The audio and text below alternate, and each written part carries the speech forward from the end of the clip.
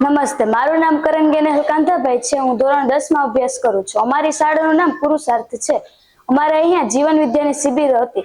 જીવન વિદ્યા એટલે શું? જીવન વિદ્યા એટલે જીવન જીવવા માટેનું જ્ઞાન અથવા તો વિદ્યા. અમને ખબર પડી કે જીવન વિદ્યામાં શું શું કરાવે છે. અમને તો પહેલા એવું જ લાગ્યું કે શું હશે, કંટાળો આવશે, પણ ધીમે ધીમે સમજાણું કે જીવનમાં શું શું હોય છે. અત્યારે દરેક માણસ સુખની પાછળ જ દોડી રહ્યો છે. નિરંતર સુખ મેળવવા માટે કોઈ ને કોઈ કાર્ય કરી રહ્યો છે.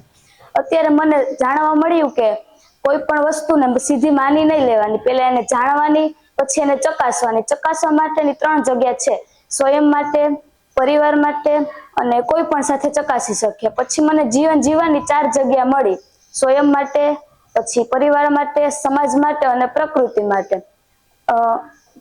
કોઈ પણ માણસ પાસે સમજણ છે તો ભૂલ નથી, અને ભૂલ છે તો એની પાસે સમજણ નથી.